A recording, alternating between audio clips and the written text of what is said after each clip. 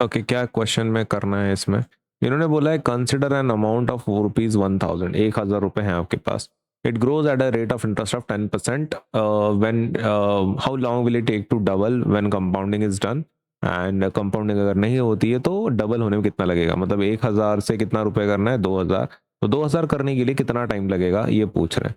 Is the compounding an example of exponential growth and non compounding example of linear growth? चलो वो बाद में देखेंगे, पहले ये कैलकुलेट कर लेते कि 1,000 से 2,000 रुपए कब बनेंगे, कितने साल के बाद बनेंगे 10% पर एनम पे. तो सबसे पहले अपन एक काम कर लेते हैं, विदाउट कंपाउंडिंग वाला पहले सॉल्व कर लेते हैं. विदाउट कंपाउंडिंग का क्या नाटक है? ये देखो, विदाउट कंपाउंडिंग अगर आप बोल रहे हो, विदाउट कंपाउंडिंग सॉल्व करना है आपको, राइट? अब यहां पे देखो, विदाउट कंपाउंडिंग अगर आप बोल रहे हो तो उसके लिए सबसे पहले अपन एक प्रिंसिपल अमाउंट ले लेते पहले.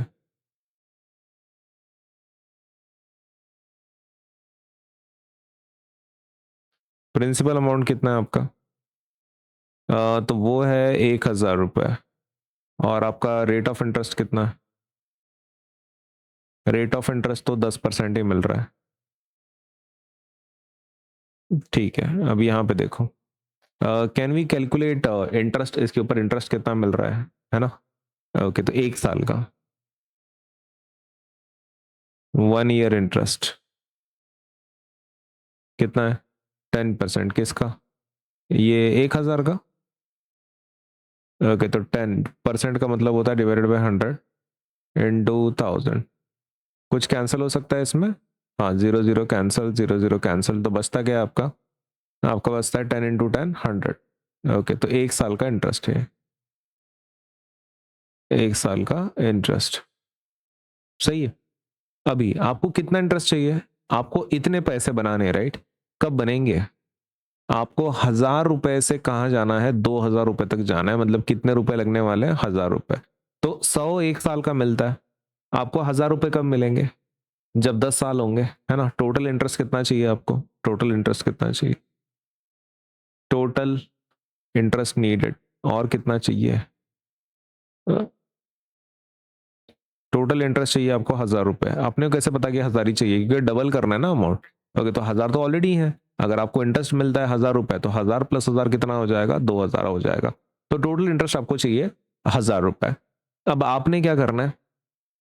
आपने करना है टाइम रिक्वायर्ड, है ना? कितना टाइम लगेगा? ओके, तो how much is the time required? That will be total interest needed. Total interest needed कितना लगने वाला है? Divided by interest per year, है ना? 1 साल में कितना मिल रहा है इंटरेस्ट पर ईयर? 1 साल में कितना मिल रहा है? ओके, तो कितना इंटरेस्ट चाहिए तुमको? आपको चाहिए 1,000 रुपये. और हर साल कितना मिल रहा है? 10 ही मिल रहा है. ओके, तो कितने, सपोज 0 0 0 अगर आप कैंसिल करते हो, हर साल आपको कितना मिल रहा है? 100 रुपये मिल रहा है. और टोटल इंटरेस्ट 1,000 है, तो 1,000 एंड हर साल आपको 100 मिल रहा है. कैंसिल कर लेते हैं जीरोस. तो आपको कितने साल लगने हैं? 10 साल लगने हैं. 10 साल लग जाएंगे आपके अमाउंट को डबल होने में. ठीक है, ये हो गया विदाउट कंपाउंडिंग. अब विद कंपाउंडिंग की बात करते हैं.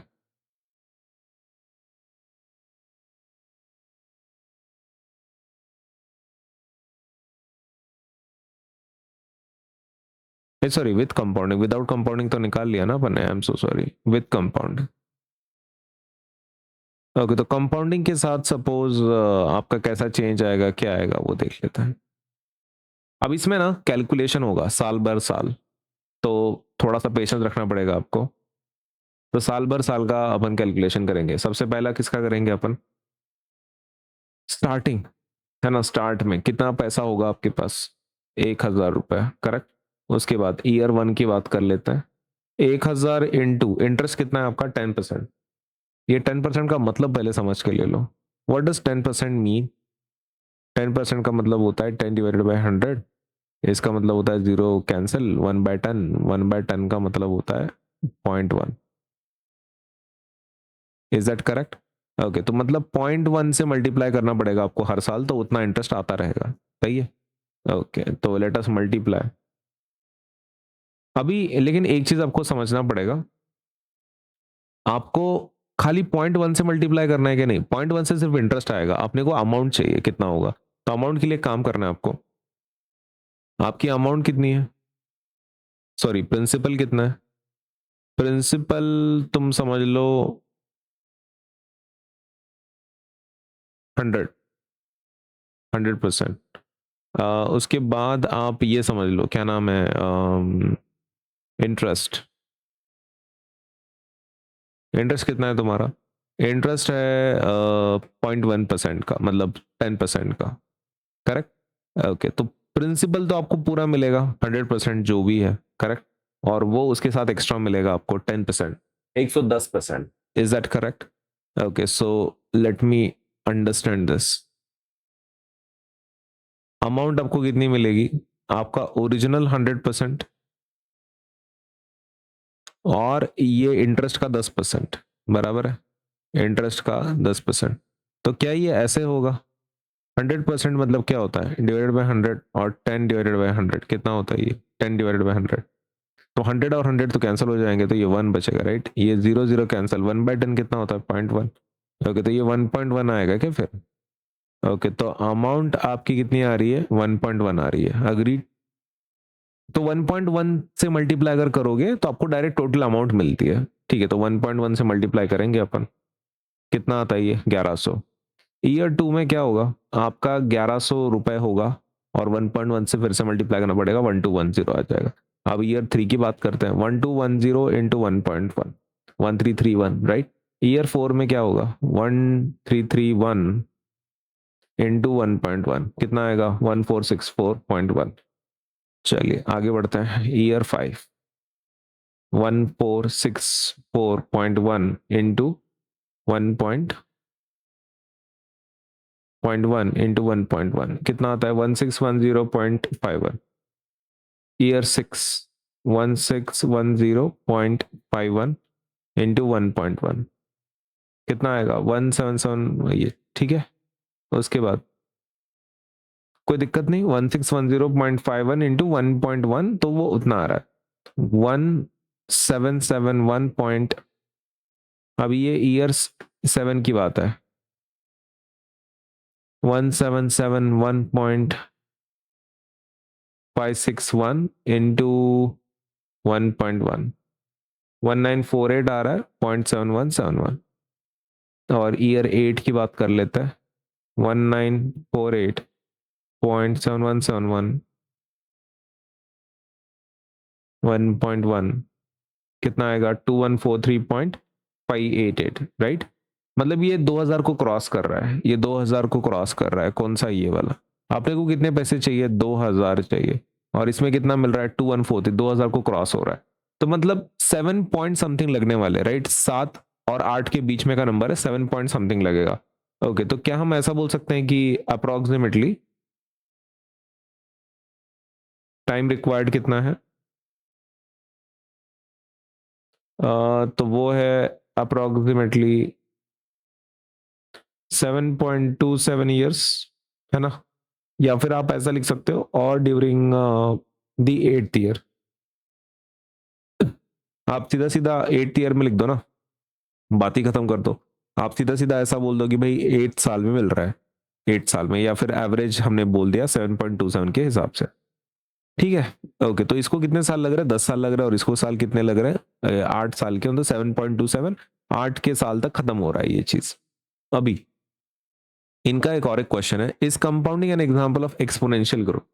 ओके, तो क्या वो एक्सपोनेंशियल ग्रोथ का फॉर्मूला है, यस। एक्सपोनेंशियल ग्रोथ ही हो रही है ना, बिकॉज इसमें कैसा है, अमाउंट आपका हर बार चेंज होता है, बढ़ते रहता है, आपका अमाउंट बढ़ते रहता है, तो एक्सपोनेंशियल कर्व ही आएगा। लेकिन अगर आप सिंपल इंटरेस्ट की बात कर रहे हैं, इसमें हमेशा प्रिंसिपल अमाउंट सेम रहती है, 1000 रुपए। इसमें कैसा है, चेंज होती रहती है। Now as it is changing, it will have exponential curve, compounding वाला, इसका नहीं रहेगा।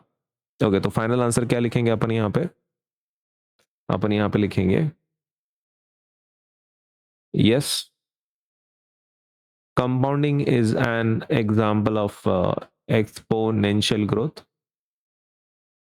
and non-compounding is an example of linear growth.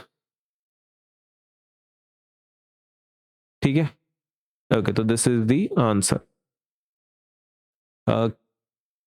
Okay, और ऐसा क्यों है, ऐसा क्यों है, वाई दिस इज सो, तो वो भी मैं आपको एक्सप्लेन कर देता हूँ. ये आपका ए पॉइंट है. ओके, तो वाई का आंसर करेंगे, इसका वाई क्यों, why without compounding linear growth क्यों है. ओके, उसको भी थोड़ा सा शॉर्ट में एक्सप्लेन करता हूँ. देखो इसमें कैसा हो रहा है, अ फिक्स्ड अमाउंट जो है आपकी 100 रुपए की suppose is added each year. हर साल आपका कितना ऐड हो रहा है, इंटरेस्ट 100 रुपए से ही ऐड हो रहा है, राइट. सही है ना, हर बार कितना इंटरेस्ट ऐड हो रहा है, सिर्फ 100 रुपए से ऐड हो रहा है, करेक्ट. तो 100 रुपए ऐड होता रहेगा, तो ग्रोथ इक्वेशन कैसा रहेगा, एक स्ट्रेट लाइन रहेगी. The growth equation is a straight line, correct. और विथ कंपाउंडिंग क्या हो रहा है, विथ कंपाउंडिंग क्या हो रहा है, एक्सपोनेंशियल ग्रोथ है. ओके, और वो क्यों है, the money is multiplied by a fixed factor 1.1 each year where time t appears as an exponent, है ना, एक्सपोनेंट बोल के आता है वो. अगर मैं फॉर्मूले देना है ना आपको, एग्जाम में पूछेंगे नहीं आपको ये, but if you really want to tell the relation, this is how it works. आपका ये जो अमाउंट है सिंपल इंटरेस्ट में, वो कुछ इस तरीके से आपकी प्रिंसिपल अमाउंट प्लस 100 × t करना है. ये तो प्रिंसिपल अमाउंट रहेगा ही रहेगा, ये तो मिलना ही मिलना है, क्योंकि आपने 1000 रुपए डाले थे, 1000 रुपए डाले थे, और इंटरेस्ट आपका कितना है, 100 रुपए. 100, और आपको मल्टीप्लाई करना है कितने सालों से, तो टी मतलब क्या, कितने सालों से, जितने साल का है उतना मल्टीप्लाई कर लो, आपको मिल जाएगा अमाउंट. अब रही बात अमाउंट इसकी, किसकी, कंपाउंड इंटरेस्ट में. हाँ, ये थोड़ा सा अलग है. 1000 रुपए आपको डेफिनेटली मिलेगा, लेकिन आपको रेज टू मिलेगा यहाँ पे, 1.1 का फैक्टर होगा रेज टू टी, है ना. टी मतलब क्या, कितने सालों तक. 1.1 कैसे आ रहा है बाय द वे, अरे वही ना, सेम आपको 100% तो मिल ही रहा है, और 10% मिल रहा है आपको किसके, बैंक की तरफ से. 100% तो आपने ही दिया था ना, और 10% बैंक दे रही है, करेक्ट. ओके, तो ये कितना होगा, 100/100, और ये आएगा 10/100. 100/100 कितना आता है, 1, प्लस 0 0 कैंसिल, तो ये आ रहा है 1/10. 1/10 कितना आता है, 0.1. ओके, तो 1.1 आंसर आ रहा है. तो वही तो 1.1 लिखा है भाई यहाँ पे, ठीक है.